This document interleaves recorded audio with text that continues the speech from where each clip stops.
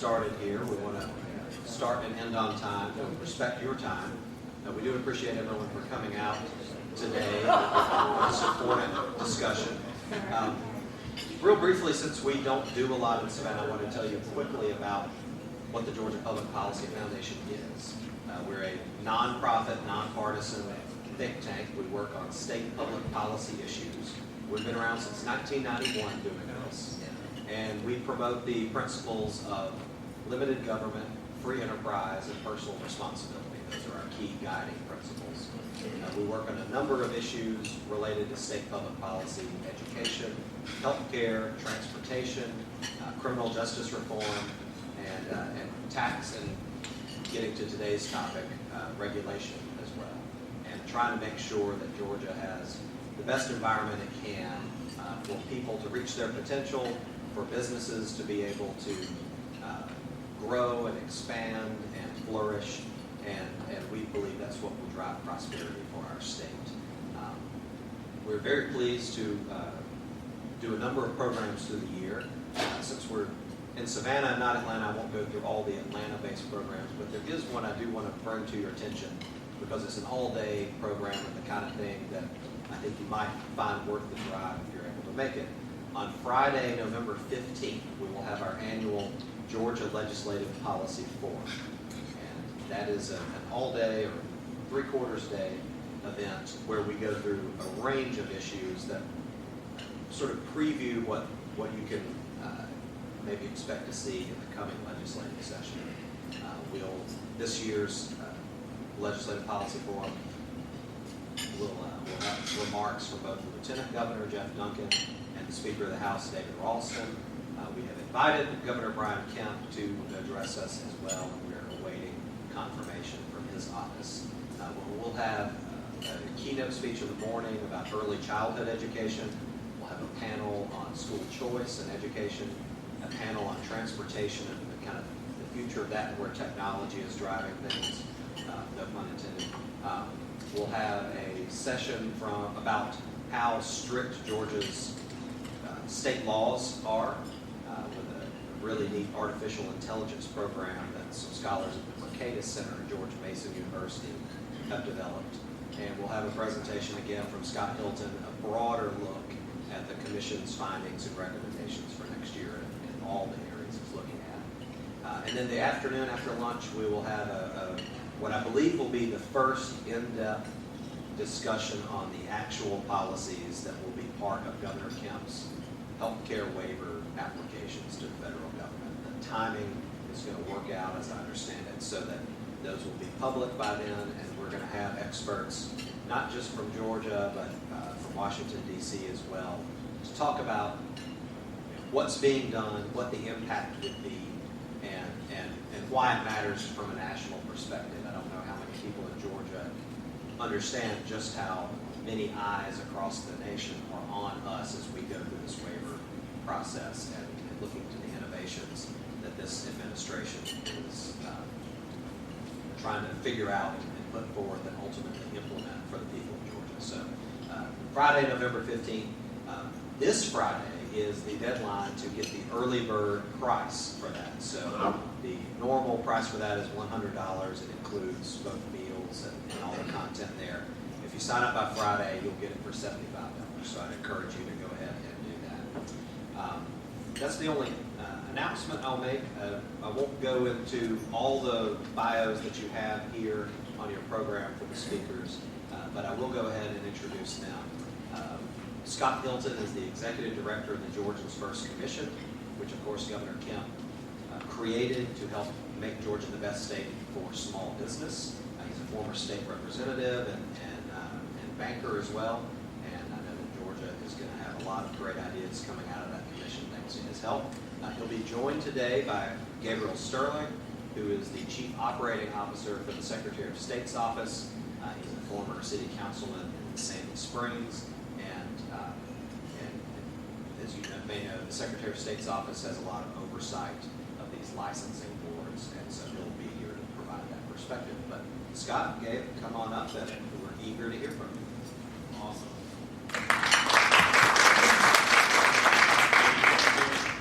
Do it up here? Yeah. Can you guys hear me okay? We got one in the back there. Okay, I kind of talk sort of loud, so. This is an intimate group, so. Yeah. In fact, I'm getting casual here. I get kind of animated about this stuff, so I'm going to take off. This is our first time doing this kind of thing. This is going to be fun here. So thank you all for coming here today. Thank you to Kyle and Benita for the invitation. The Georgia Public Policy Foundation is absolutely one of the best policy think tanks we have in Georgia. As a former state rep, this was certainly one of the organizations that I would go to when looking for kind of the cheat sheet of what laws and things that we ought to pass here in Georgia. So thank you for the invitation. And their position is very much in line with ours and some of the goals and objectives we're trying to achieve. So first, just sort of big picture. Georgians First Commission. Who are we? Why do we exist? What are we hoping to accomplish here? So, number one, Georgians First Commission was the very first executive order issued by Governor Brian Kemp. So, sworn in over at Georgia Tech, which I think is still kind of funny for a UGA guy. Sworn in at Georgia Tech, went across the street, issued the executive order to create the Georgians First Commission to fulfill his campaign promise of reducing red tape in government. So if you know anything about the governor, he is an entrepreneur, he's a small business owner, he is passionate about small business in our state, and he really wants to get government out of the way so that small business can flourish. This is not included in this presentation, but one of the slides I usually share is small business is absolutely the backbone of Georgia's economy. So if you look at, and Secretary of State probably has more of this data than we do, but 70% of the companies here in Georgia employ 10 or fewer employees. So while Facebook, Amazon, Google, all these kind of big companies we're trying to attract, really our economy is run by small business in the state. And so I know one of the governor's objectives is to make Georgia the #1 state for small business. And so that's how this fits in here. One of the things our commission has done is gone all across the state, literally to every corner of our state to hear directly from Georgians. And we've heard some common themes. We've heard themes around, Scott, you've got to fix taxes. Scott, you've got to fix occupational licensing, state procurement, access to capital, minority-owned small business. And so we've created these task force committees to do deep dives and come up with recommendations for the governor around these different subject areas. As part of that process, we've reached out to the consulting community and said, okay, Accenture's, E&Y's, McKinsey's, do this research for us. Go out and find what are other states doing, what are other countries doing to cut red tape in government, and come back and give us those recommendations. And then we've recruited folks just like yourselves from the private sector to help us refine those recommendations and give them back to the governor for action. So one of the areas that we're taking a deep dive on is around occupational licensing, hence this meeting today. And I just love this image here because I think it kind of encapsulates what we're trying to do. There's a lot of red tape in Georgia. We're not the worst state. We're also not the best state. And a lot of the measurements that we look at were somewhere right around the middle. In fact, it was interesting. I was doing a study the other day. There's a company that did an analysis of our regulatory code, and they counted the number of words in our regulatory code. And we have 6 million words in our regulatory code. If you were to sit down today and start reading, you would be here for 8 weeks. If you read like me, it would take you about 16 weeks, because there's no pictures in there or anything. I like the pictures in the middle. I'll let you guys guess, and this is always kind of a fun game. I've never had anybody get this question wrong. Which state has the highest number of words in their regulatory code? California. Hey, all right, yeah. California's number 1. New York is number 2. Yeah, Oregon's up there somewhere. They're at about 24, 25 million words in their regulatory code. So about 3x what Georgia is. Georgia's, again, somewhere in the middle. So that's what the governor's tasked us with doing, is getting in there, look at antiquated stuff that just gets in the way of small business. So that leads us to occupational licensing. One of the things that we hear most often from the small business community is, Scott, unemployment is at an all-time low. I need people in my workforce. I need people to come. Literally, if you can pass a drug test, you can get a job at this point, I'm convinced, here in Georgia. And so, You have to pass the drug test? yeah. So that's one of the things that we've been talking about, a lot of business owners about, is how do we get people into the workforce sooner and quicker, and that's what leads us to occupational licensing here. Again, kind of a quote from the governor and his support behind this. Obviously, having been a former Secretary of State, he understands and has a passion around that. This is our mission statement for the commission and what we do. And really, our core value as a commission is we believe in you, the small business owner. We believe the small business owner has the ingenuity, the power, and ability to create, grow, and build. And if we just get government out of the way, that's the best environment for them to do that in. This is a 55-slide presentation, so this is the end result of kind of what Accenture's gone and delivered back for us. So I'm going to not touch on all 55 slides, but I am going to touch on this one because I thought it was a great quote at the top there that, you know, my job's going to be difficult at times, but I don't expect licensing to be difficult. And so that's the expectation of the consumers. They want it to be fast, quick, and easy. You know, in the age of Amazon and being able to kind of one-click order something online, it ought to be super easy. This is the process that we went through, and I've got a video, and I'll try to bring it up. I don't have it right away, but one of the things that we did as far as this process, and kind of the first time that I'm aware of really doing this, is we went down to Macon to the Secretary of State's office down there where they license all the professional boards. We got people from the private sector, we've got people from the government, and kind of crammed everybody in one room for 8 hours just to talk through, okay, what are the issues? What are the roadblocks? What are the barriers? What's wrong with this process and how do we fix it? And so we did this sort of mini rumble where we came out with a lot of good recommendations from that. One of the stories that really resonated with me, and I've shared it with a few of you here today, was around a gentleman who is a veterinarian. So went through school, got out, ready to go, get in the workforce, start his own business as a veterinarian. The veterinarian board meets every other month. The veterinarian board doesn't always have a quorum to make decisions. So in a period of 6 months, he went without being able to work. He had all his education, he was ready to go, but just didn't have a license. And so that's really what we're trying to solve for. I think a lot of folks kind of, you know, is it eliminating licenses? Is it consolidating? All that stuff.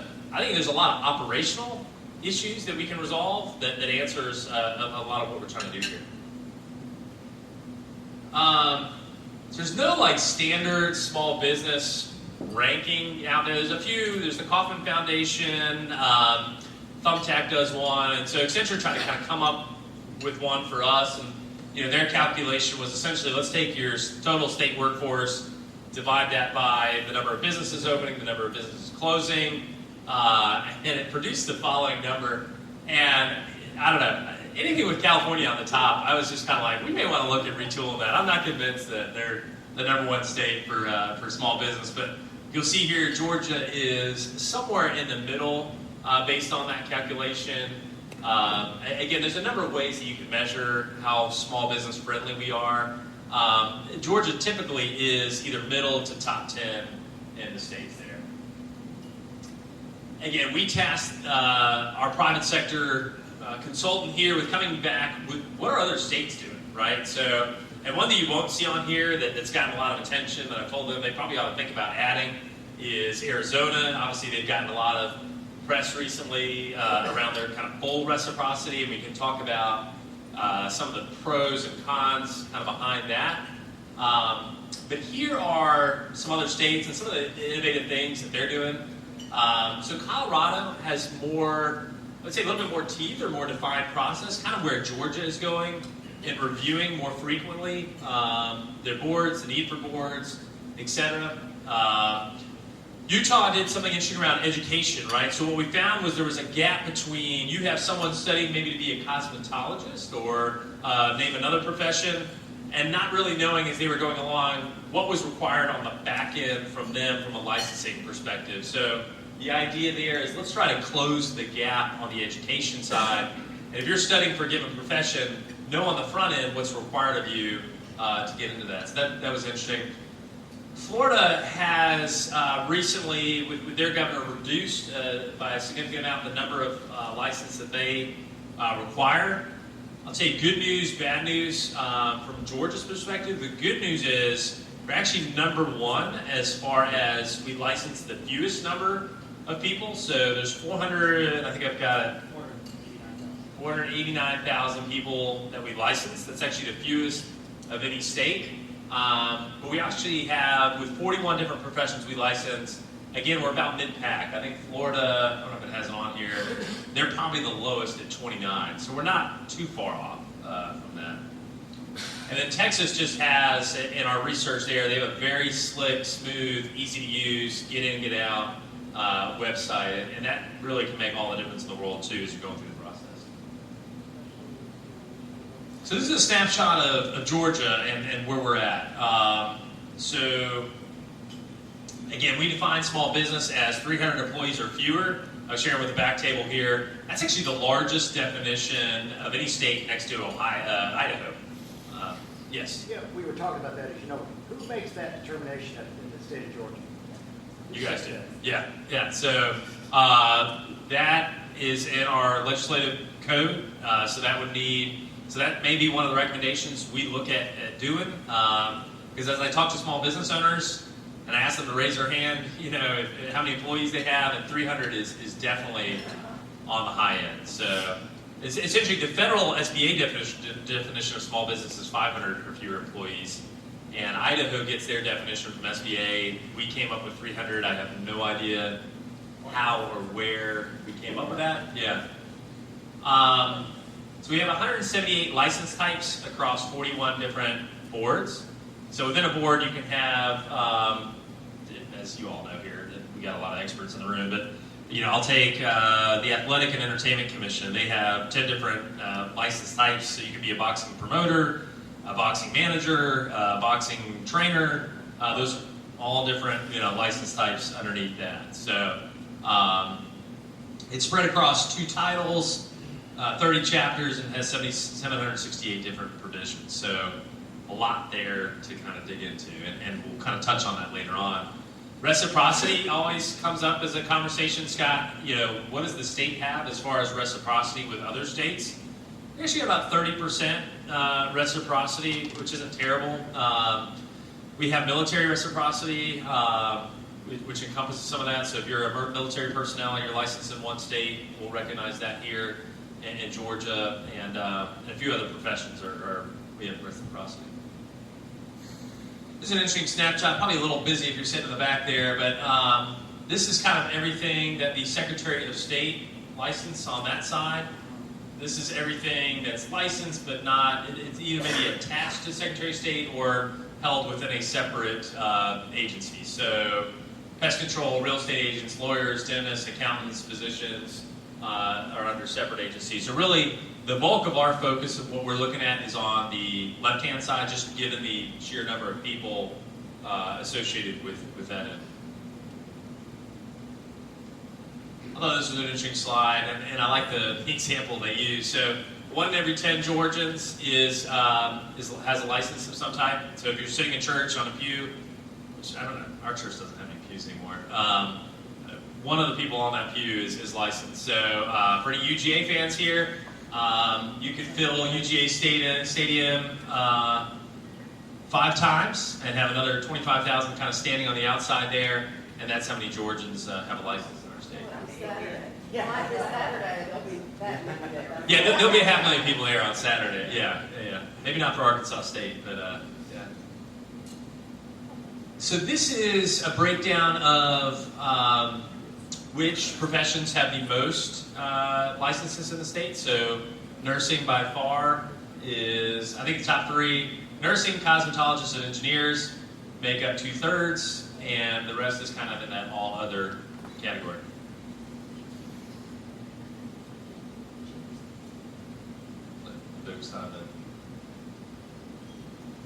So again, this is the, one of the things they kind of went off and did their research, and then we did the unique process of, okay, let's get private sector and public sector folks in one room, and out of that, 8-hour process, we had close to 40 people representing 10 different industries, and a whole lot of Post-it notes of ideas of, hey, we thought about this, have we thought about that, and so really we kind of boiled that down into some common themes that we'll touch on here. So theme number 1, again, kind of the knowledge gap between the general public and what's expected of them to be licensed. Secretary of State staff, and Gabe, you can kind of touch on this maybe, just some of the tools and resources that you need. I mean, what we found is our staff is having to field a lot of routine questions that could maybe be handled through different technology and things like that to free up their time to better service some of our professions. Licensing boards can sometimes be gatekeepers, just based on inefficiency. We've talked about, the frequency, that one example of the veterinarian board, and some of it's due to kind of lack of personnel that they don't have on a board. I know we've talked about kind of appointments, frequency of time they meet, and then, what do they give the PLB or the staff the ability Don't to forget, For a lot of these boards, that's a feature, not a bug, to be the gate. They don't want to let new people in. We literally have some board members who are third-generation board members on some of these boards. They've been there forever. The family run, that's a family small business kind of thing.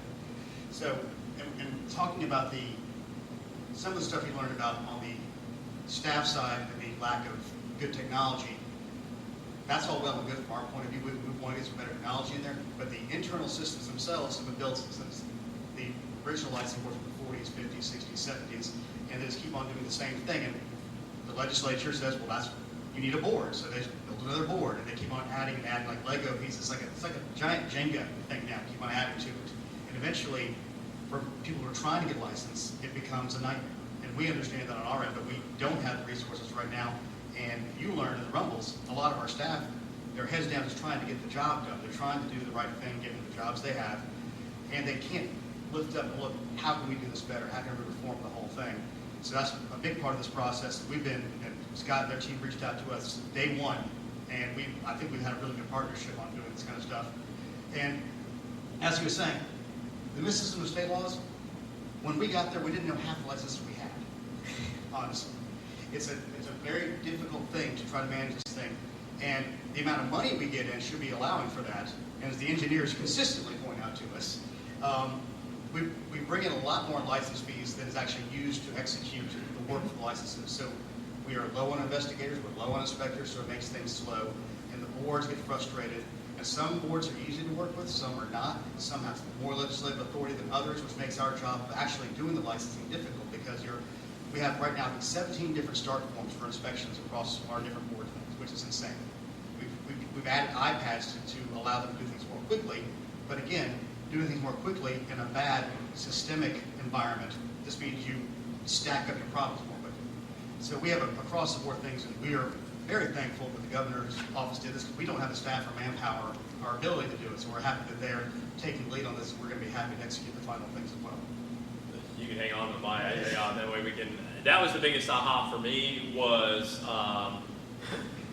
engineers in front row, great example. So, and I'm going to butcher your numbers, but a license for them, say, is $100, right? So they're $50. Excuse me, 50. It should be 100. No. So 50. I can pay more for our own board. Yeah, there you go. $50 goes into the pot. It goes to the General Assembly. The General Assembly says, "Thank you very much. Here's $25 back to service your engineers and their board." And essentially, the gap, that $25, represents a tax on their industry. And so they're not getting the service that they need for what is a pretty large group. So that's the delta that we're trying to solve for, figure out. And it's not an easy. Appropriators don't like to give up that money. And there's a lot of good stuff that we need to be doing. But yeah, when you're having a group pay 50 and get back 25, that doesn't calculate. And particularly with engineers, that is a true health and safety issue. They build buildings. We don't want buildings to fall down. So that's kind of a real thing you might want to be licensing, looking into, make sure you have inspectors and investigators. So when you have people who are not engineers signing off on plans, and there's nobody to enforce that, that can be a true health and safety issue for the state. Yeah, I think the mysticism of state laws was kind of the big one. No one's ever sort of lifted up the rock and looked underneath and said, why do we do things this way? And so that'll be kind of a recommendation that'll come out of this, is maybe forming some sort of, not a commission, but working council or group to really dig into what do the current statutes say, how do they read, do they make sense, are they business friendly, and what tweaks or changes do we need to make them more simple and easy to understand. funding, is that 50% static, or is it new, funding cycle? It's more than 50%. We bring in about 40 million in license fees, and we get back 8.9. But even if you got to a point, and it was a certain percentage of the boards rely on that, and then that was going back, better situation than now. And even professions with their own board, the same is true. They pay in far more than the board sees that. So that's across. Except for real estate commission. Well, okay, by statute, By they statute. give 15% back. Can we pass the mic around, make sure everybody can hear you? Sure. Yeah, and Gabe, I don't want this point to be lost. So they bring in $40 million of licensing fees, which you think, I'm paying a fee to be licensed, I'm going to get that $40 million worth of service back. They receive a budget of $8 million. So there's a big disconnect there. Now, I'm not saying that they're going to ever, ideally you get a one-for-one, but even I think a marginal improvement would help in how quick we're able to get the licensing out there. And we recently, we do corporations as well. We have 1 million renewals a year that we do on corporations. And we've moved that with technology, fortunately, because that's basically we are a records retention office at that point. We've moved to 95% of our processes being online. And so with lower headcount there a lot, which makes it a lot more efficient. We have an extremely inefficient system in field. We know we do. And but we don't have the resource. We still have to service everything. And with the limited resources we have, we can't then kind of reform and get a better system in there right now. So hopefully there'll be a recommendation out of this as well. The governor will support a budget for that. And it's real simple. I mean, it was fascinating, again, to get everybody in one room, the people that are applying for licenses and those that approve them. One of the takeaways for me that I thought was interesting was someone's filling out an app and it says, have you ever been arrested or charged? And, a lot of people think, they either lie or don't fill that out or, and a lot of times that may not be a barrier to kind of depending on your industry or your board, but that just causes kind of delays. So there's little procedural things that we can change, minor changes to kind of help, again, expedite the process. But I'll share this with Kyle and Bonita. I had Secretary of State, they put this together for us, and they've been a great partner. And this is like my licensing Bible cheat sheet. Essentially, it has all the 178 license types, the number of professionals that are licensed, how much the fee is, who's on the board, kind of how long the process takes. And this is a great resource. I mean, just looking through here, it's fascinating to see how many license types have maybe 8 people licensed, 2 people licensed, and you wonder if those people even know that they're licensed, So now to be clear, that is what the Secretary of State's office licenses. What about the rest of the licenses, the ones you pointed out to the side? How many of those are involved in licensing in total? We haven't done a total kind of employee count. That would be a good follow-up to this. Yeah. This is probably what we hear the most concern around. The others are more national kind of in scope, so financial advisors, which does... Well, financial advisors actually, there's a little error on there, but that is licensed through our office or our securities division. We license with 2.5 FTEs, 200,000 financial advisors in the state. So we know it can be done cleanly and easily if the rules and regulations are standardized. And the good thing about financial advisors, there's a nationwide system where the states have partnered so that they share information about bad actors. That's one of the main things you're looking for. We do the regular enforcement. In fact, we've handed off several cases to the SEC. This is interesting too on anything having to do with our securities thing. If it's less than $5 million of fraud, the feds won't touch it. They leave it to us to start the process because it's just too little for their resources sometimes. But we know we can license that way, and it's simple and easy. We do it every year. 200,000 a year go through our system. And like Scott said, we don't hear about those problems because there aren't any. Yeah. Some of it's too is, again, going back to the boards, it's fascinating to see there's no consistency amongst boards. And so as legislators, we had a biennial, right, where we came in and they taught us how to be a legislator every couple of years. That would be one of our recommendations to the governor is there ought to be some sort of board training or something that happens on a somewhat regular basis because the inconsistency amongst boards was very surprising. I mean, the nurses are a great example. They delegate their kind of licensing authority to professional licensing board, they approve them, and then any kind of problem cases kind of get flipped back to that actual board to make the decision on. Some boards hold all the authority on whether or not you receive a license, where that could be, and so therefore, you're someone who's waiting for that board to meet maybe every other month, every few months, where it's like, well, why don't just give the authority to the PLB, person to, who's sitting there every day to make the decision. So consistency amongst boards and giving more authority to the folks. And a lot of the underlying issues are statutory, because when they build these boards, they give some authority, more authority to some, less authority to others. They say you may hand off this thing, they say you shall hand off this thing. And so it's inconsistent, but it's inconsistent within the law. So when we do this review, we have had internal discussions of, we have all these multiple boards all over the place, and all the personalities that go along with them. And oftentimes it's anytime you're adding a bureaucracy of individual people you're empowering, that in and of itself is getting in the way of the process. And we would like to see probably fewer boards collapse some together, with things with 8 people. And there's other regulatory hurdles in this, like we've been told you have to license librarians because that's the only way they can get access to federal funds. You have to be licensed. So I said, well, that's great. Can a license just be here's my library degree, I'm now registered with the state, I'm good to go? And no one's answered that question back to us yet from lawyers, so I'm not sure. But that's the kind of things we're having to look into. There are things that are attached to this because of those things we pass laws to catch dollars here and catch dollars there, but over time now it's gotten cumbersome. Yeah, we license librarians. I've never heard of anybody dying from a librarian. So, yes, ma'am. I want to give a compliment to the Secretary of State's office. We'll take it. For my profession, I'm a registered dietitian, nutritionist, and like 8-9 years ago, we had issues.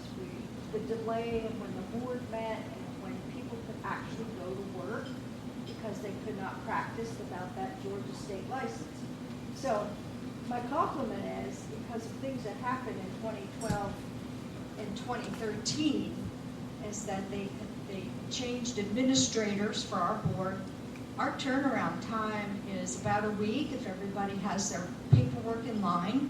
So the Secretary of State's staff for our board can make those decisions on routine, uncomplicated, no issues type of licenses. So that's great. Only the complicated ones or questions wait for the board. Well, Scott, you told the governor his office did a good job when he was there. Can I turn around though and ask you kind of a thorny question, I guess? Because one of the things that Gabe mentioned was this concept of maybe consolidating boards for efficiencies. How would and maybe it's a loaded question here, how would your group kind of feel about, because what we found is I sort of go through this list here, there's a lot of like-kind boards that deal in the same space. That it doesn't seem, in my mind at least, that we ought to have, 4 or 5 different boards dealing in somewhat similar, healthcare space, professional. What would be your thoughts on kind of consolidating some of that? Vanna White. We're preserving this for posterity. Well, that is a loaded question. I know. Because 8-9 years ago, when I was the state president, we were fighting that consolidation. And our board is very efficient. It meets online, minimal expense except for the Secretary of State staff.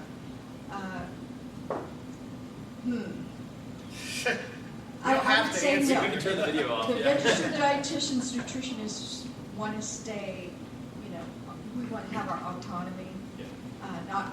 Not be combined with physical therapists, not being combined with occupational therapists or nurses, because we're totally different, as well as all the professions are totally different. So, in our perspective, we want to keep our board. I appreciate it, yeah. She brought up a good point, too. Her board meets online. It was fascinating for us to learn that there's a lot of, 2019 with Skype and GoToMeeting, all this, there's no reason you should not have a quorum or be able to meet online and do things like that. And so kudos to you for doing that. There's still some old school boards that are in person. If they don't have a quorum, it's a waste of everybody's, yes, ma'am. People watching the video will appreciate this. Anyway, I just wanted to speak to the combined boards. I'm on the architects board, and we have the interior designers on our board.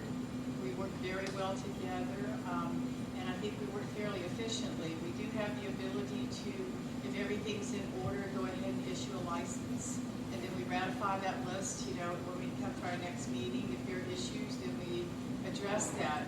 I will say our biggest challenges are with the funding of the staff and the amount of staff and the investigators and all of those folks that back us up at the Secretary of State's office. And I've learned more about the funding of my board here today than I've ever known. So for the benefit of the audience here, architects, I'm going to go back to my Bible here. We have 5,300 registered architects, and you mentioned the interior designers, so 352. So, you know, kind of a smaller part, but you're right, I mean, something that it seems like is able to get tucked up under yours. We have 6 architects on your board, tell me if I'm wrong here, 2 interior designers and 1 kind of consumer advocate. Yeah. You know, I'll mention, Benita asked us to sort of touch on reciprocity.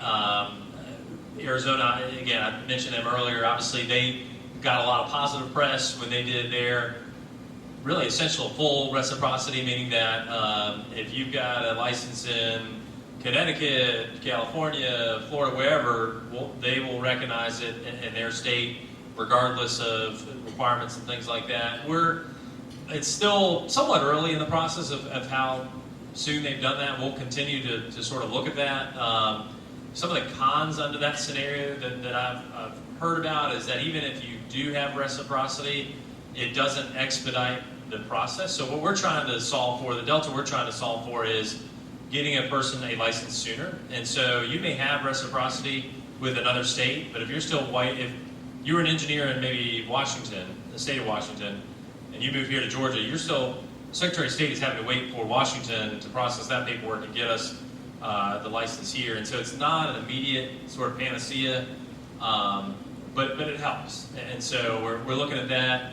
There's also the question of sort of liability, right? So if you're an engineer, you're licensed in, you get your initial license in Washington, you come here to Georgia, there's reciprocity, you screw something up, you kill somebody, you know, who's kind of on the hook for, you know, is it Washington, is it Georgia, you know, and kind of working through some of those issues and questions there. So, again, I think Arizona's model is definitely something to look at and consider.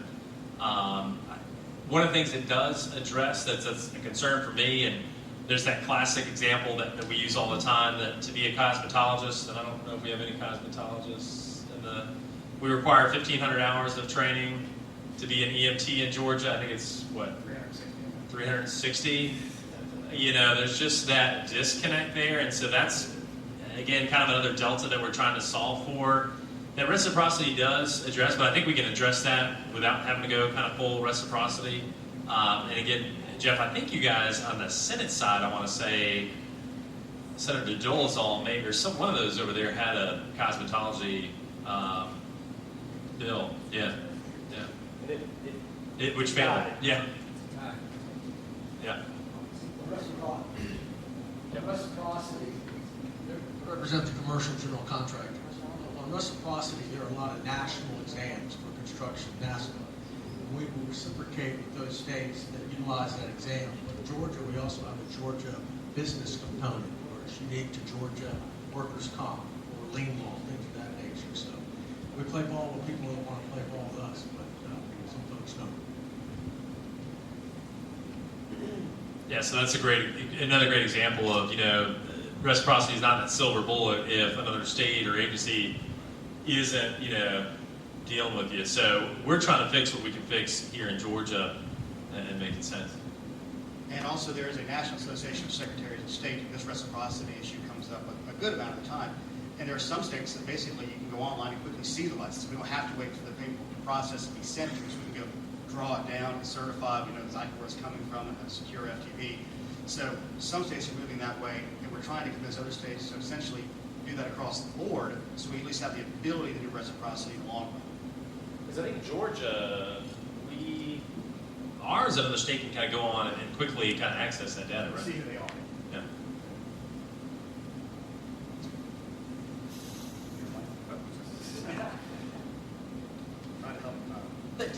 to that, it is difficult for someone who's moving to Georgia from another state, because then they don't know really where the holdup is. And Secretary of State's office is great to work with, figure out whether it's, you know, the holdup is here in Georgia or whether it's the other state.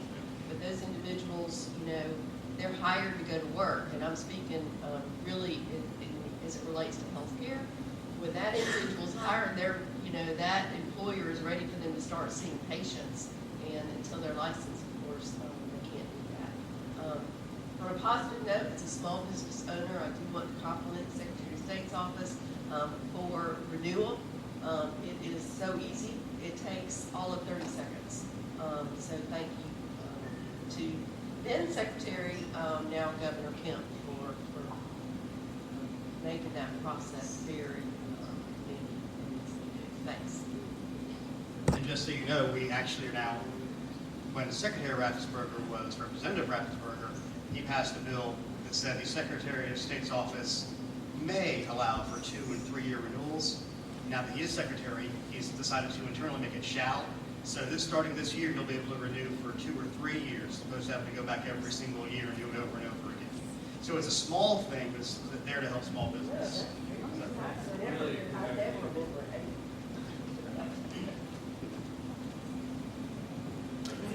I also wanted to give kudos to the Secretary of State's office, especially on the business side. I work for a private equity company where I renew probably 40 to 60 companies every year.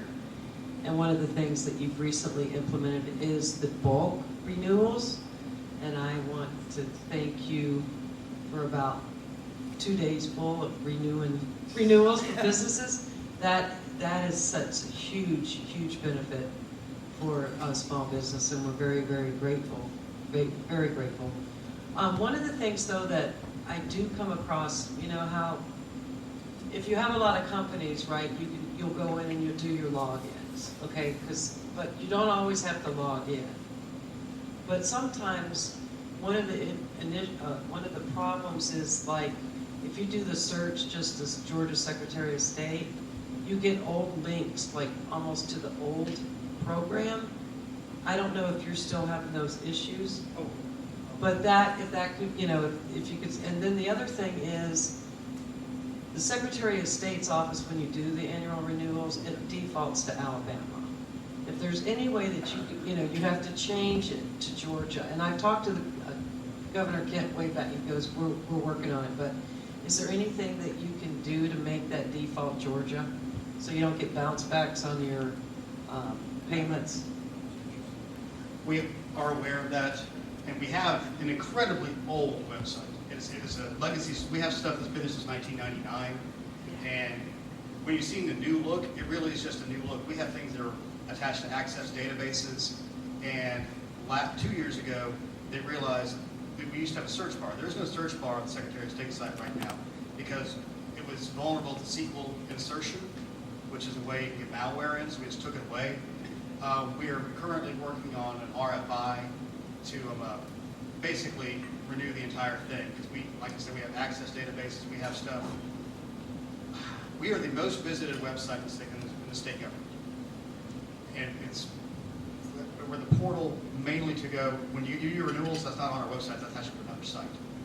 I'll bring up to our CIO about the Alabama default. But we've estimated it's going to cost us $700,000 to do the whole thing, to do it securely in the right way.